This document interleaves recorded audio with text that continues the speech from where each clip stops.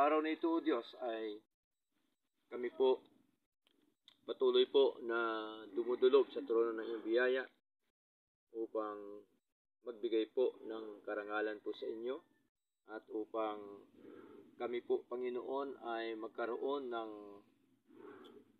mga kahilingan sa inyo, O Diyos, na ito po nawa ay inyo po nawang tugunin at batid niyo po na ang aming mga buhay ay patuloy po na natutuwa, nagagalak at patuloy po ninyo kaming inaaliw, pinakakalooban ng kagalakan at kapayapaan sa aming mga buhay sa likod po na maraming mga pagsubok, maraming mga alalahanin sa buhay.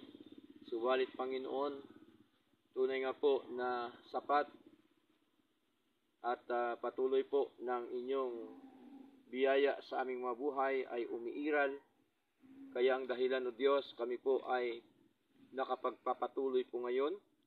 Salamat po na marami at nawa ay patuloy mo kaming pangunahan sa aming pagnilay-nilay po ng inyo po mga salita.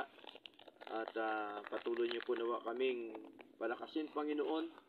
At anuman ang mga balakid, mga hadlang sa aming mga puso, nawa kami po'y inyong patawarin, kami po'y inyong linisin, Panginoon, ng inyo pong kapangyarihan. Lord, wala po kami magagawa sa aming mga buhay kung wala po kayo. Kaya, Panginoon, lagi po kaming sumasamo po sa inyo na nawa kami pong lahat ay inyo pong pangunahan, kami pong lahat ay inyo pagpalain po ng inyo po mga salita, Lord. Salamat sa buhay ng mga kapatid pong ito na patuloy po na bukas ang kanilang mga puso sa inyong gawain po, Panginoon. Salamat po na marami. Patuloy mo kaming turuan po, Diyos, sa pangalan po ni Jesus. Amen.